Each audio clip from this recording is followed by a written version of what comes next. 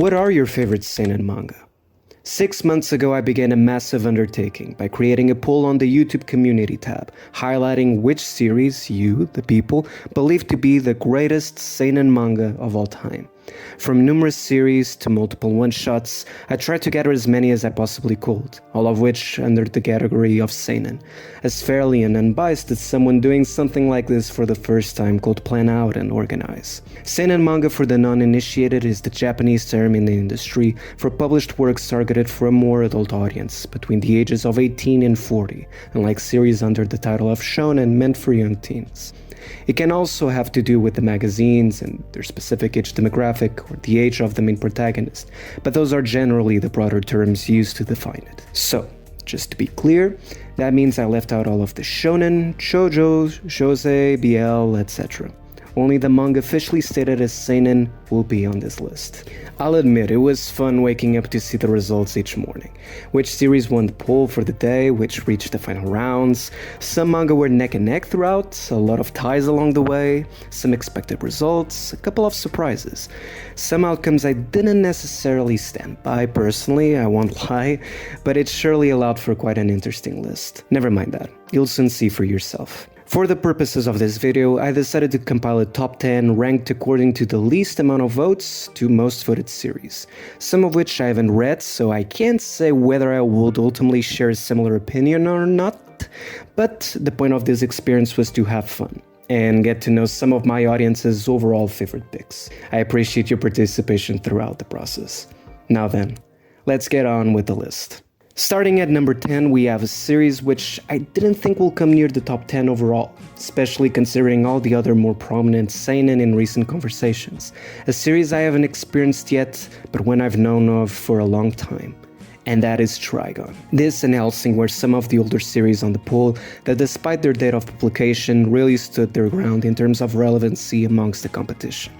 A more space western oriented adventure, originally written and illustrated by Yasuhiro Naito. The narrative revolves around this mysterious gunslinger Vash, the Stampede, with a bounty of $60 billion on his head, after accidentally destroying a city with his supernatural powers, despite the personality not being exactly congruent with his established reputation. A concept that doesn't necessarily leave me intrigued to read its narrative, I confess, but knowing now how many of you enjoy and care for this manga, who knows, maybe one day I'll finally give it a try just to see what makes this classic special in the eyes of so many around the globe. At number 9, we have a horror manga from one of the most infamous, terror-inducing storytellers, Junji Ito. Most of Ito's well-known works performed favorably throughout the voting, although you'll notice I only mention most well-known as I didn't want any one author's publications to exceed at least 4 spots. The one which most of you voted for was Tomie, which didn't really surprise me considering most fans tend to select it as their favorite, either that or Uzumaki. Personally, I've only read the latter and a couple of other short stories by the artist, so I'm still fairly new to this whole unique tone and universe that Junji Ito creates in his books. But I did enjoy how atmospheric and original Uzumaki felt, and the basic concept for Tomie is quite up my alley also, so. The manga is about this one beautiful and mysterious woman named Tomie. Every man who crosses her path falls deeply in love for her, but at a price. Violence and other disturbing events start to unfold, seemingly due to her influence, spiraling things out of control. I don't think any top 10 will be fully complete without this next title, or at least one installment out of this quite literally bizarre franchise. Of course, I'm talking about JoJo's Bizarre Adventure. Now, since Steel Ball Run and Part 8 were the only series in this universe officially published under the guise of seinen manga, I could only pick 2 fighting for the big prize. As fate would have it, Part 8 earned the 8th spot, funny enough. Between Part 7 and this, fans go back and forth as to which is the Joestar's most interesting storyline. The best thing for me about JoJo's is that each new arc serves as its own narrative. It's all part of the same world, and there are connections to previous events and organizations and characters, plus cameos here and there, but ultimately you can choose any of the parts and enjoy them as they are individually. If you're new to this world, be ready for some crazy-ass moments and twists and brilliant tension, unique And I mean unique characters and character designs. Best to go cold without knowing a thing about it. Trust me on this. Araki is an absolute mad lad and continues to push the envelope with each brand new narrative. And number 7, we have maybe a controversial series, at least to have in this pod, and that is Suishira's most recent work, Chojin X. I was very much surprised by this one. Quite an interesting turn of events, so to speak. By no means I think it's a bad story. As I mentioned in the past on this channel, I think there's a lot of potential for Chojin X to become a brilliant series down the line. It has an interesting concept, great ideas altogether, 3 solid main protagonists, and I know there's a lot of you who watch my content who love Suishira as a storyteller in general. I personally wouldn't put it on the top 10 best seinen list, only for this reason. It's too recent. It's difficult to compare it to other established series, a lot of which with already plenty of chapters to go by and form a strong opinion on. Others very much concluded, with a lot of time behind them to reflect on each positive and negative criticism the narrative has to offer. So maybe there's some recency bias here, but a vote I can see was made with a lot of love and passion backing it. Chojins are supernatural humans with different skill sets such as smoke manipulation, transforming one's shape, and possession of increased physical strength, beings that inhabit the world Tokyo and Azuma are a part of. One day, when a previously defeated thug returns to exact revenge with newfound powers, the two are forced into a scuffle.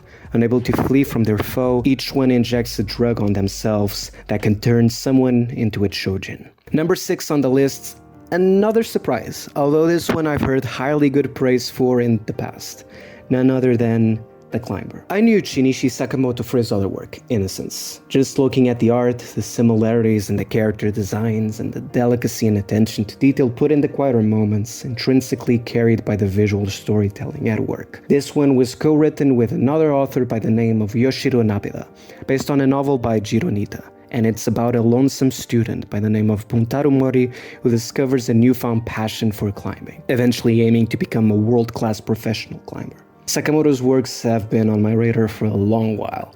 His manga are surely a sight to behold. I just didn't think The Climber will get this far on the ranking. I was definitely caught off guard. So much in fact, you've managed to get me excited to try it out and finally give it a read. The top 10 were quite the sight to behold. Can't say I was shocked by all of the choices, knowing most of my audience by now, but admittedly, I didn't expect this to be your overall 5 best. It just goes to show how unpredictable this whole poll thing can be sometimes. At number 5, we have Parasite, a series I'm sure a lot of my subscribers have been patiently waiting for me to make a video on.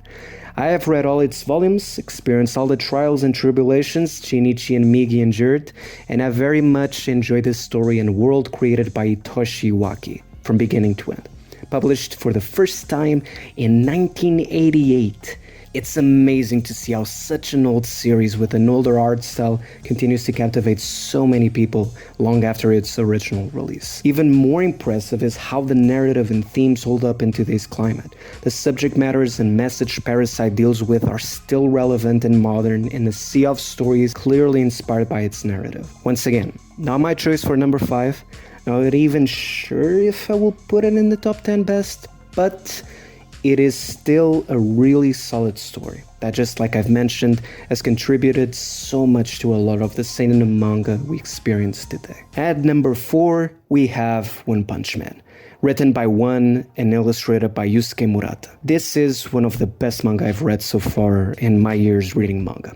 Point blank. Not many authors are able to pull your attention as consistently and keep the narrative and main players such as Saitama as interesting as One does. What could have easily been written as a parody of battle fantasies and superhero tropes is currently one of the most exciting series being printed. Cleverly funny, emotionally engaging, with the most adrenaline-fueled action you will experience in a still panel. Despite already having well-established expectations, this duo of artists continues to find ways to subvert them and one-up themselves every single time. And with that, we reach the top 3. At third place of the poll results, we finally have an Urasawa series. And you can't even begin to imagine how happy and excited I am one of his works was in here. But Which one? Naoki Urasawa is considered to be by many, both in the East and the West, as one of the most renowned manga authors with an extensive catalog of high-quality works. Could be Pluto, a well-beloved reinvention of the godfather of manga, Osamu Tezuka's classic Astro Boy? Could it be Monster, a masterclass in storytelling and layered narrative, with one of the most well-thought-out antagonists from recent memory? It seems ultimately the honor has gone to none other than 20th Century Boys, considered by many as one of the greatest manga of all time, let alone seinen. Regardless whichever one was in here, I would be satisfied with the result, just knowing one of my favorite mangaka was ever mentioned. Even more so than Monster, this series is known for its impeccable juggling of numerous characters and plotlines, telling a compelling mystery in a grounded setting and well-researched time period. An antagonist is formidable and layered, if not more so than Johan in Friend, hell-bent on dominating the world. When Kenji learns one of his old friends from childhood committed suicide, he starts to uncover clues connecting the sudden death to a cult led by the masked figure known as Friend, why they're targeting him and his old friends, and how they hold the key to saving the world. Here it is, ladies and gentlemen. It doesn't get much better than this if you want to experience some of the best storytelling this medium has to offer. The second and first place almost ended up as a tie.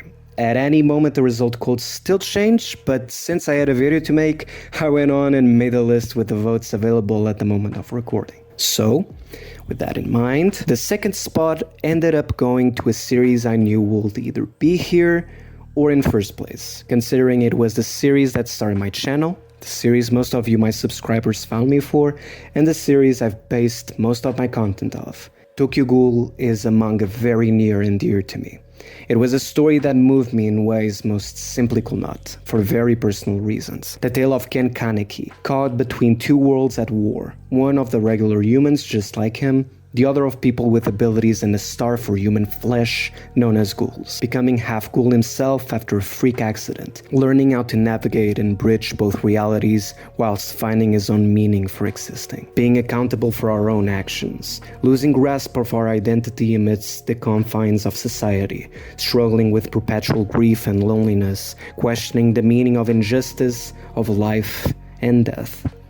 These are some of the layers you can peel off this manga's carcass, and you still won't be able to rip out all of its inherent meaning on your first try. We all have that one special series that, despite its apparent flaws or outside criticism, we can't help but to fall in love with, all over again, every time we pick a volume and flip its worn pages. Knowing that, and how much this narrative penned by Shuei Ishida has impacted this small life of mine, Tokyo Ghoul, and that includes Tokyo Ghoul Re as well, will always have a place in my list of favorite manga, if I ever make one, regardless of anyone else's opinions and views of the series. Will I personally say it's objectively, if there's even such a thing with art, the second or even best seinen manga or just overall manga of all time? No, I don't. There's just too many stories out there by too many skilled and outstanding artists that simply exist and will most certainly have as strong of an impact on me.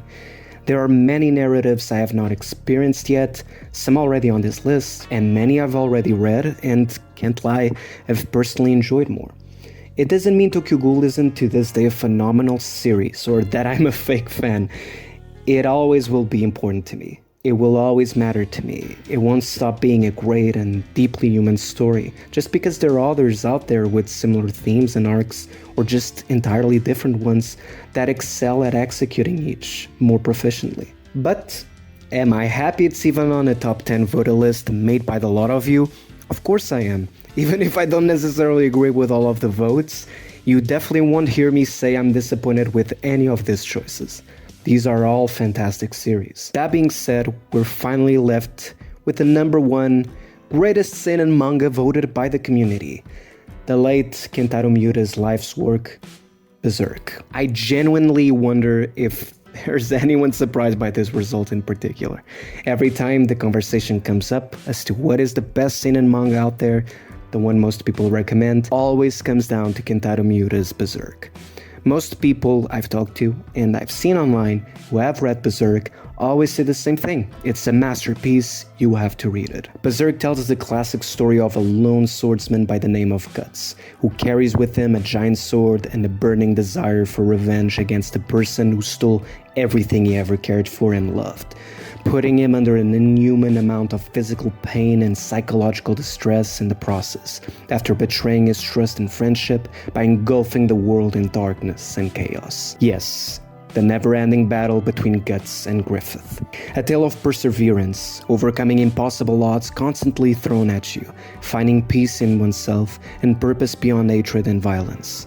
A beautiful tale of one's journey to find meaning in a pit full of anguish and sorrow. The legacy of a man whose art changed millions of lives in the process. I'd like to thank once again those who participated and helped voting during this long 6 months. If you've enjoyed the top 10, be sure to let me know if you'd like to see more of this kind. Perhaps a part 2 for the Shounen Manga instead. It was a fun way to escape for once the monotony of making the same collective of videos. Lastly, I want to apologize for my long absence. I never stopped being active in the comment section or in the community tab on YouTube, but I did stay away from making videos, and without excuses, no bullshit in the middle, I just wasn't feeling as motivated anymore. The Boys Abyss review was one I already was struggling with, even though I loved the series, and I wanted it to come out as clean as possible. I had all these ideas in my head planned out, but I just wasn't committed enough to doing it properly, so I decided to step back for a while and take some time off. I still don't know if this is an official return and if I'll be uploading more consistently. I have some ideas in mind that I want to put in motion, but I don't know if they will take longer to upload, shorter than expected. All I want to do is make sure that the content I deliver comes out in the best shape possible. I don't want to put out something half-baked just for the sake of the algorithm, as I'm sure you've noticed already. I know most of you probably don't care about any of this and most likely have checked out already, but still, I just wanted some of you to know that I genuinely appreciate your patience and support you've been giving me throughout the years, and I want to make sure I continue to deliver as much as I possibly can. Thank you so much for sticking around. As always, I hope you're safe and doing well. Thank you for watching. Ciao. Mata ne.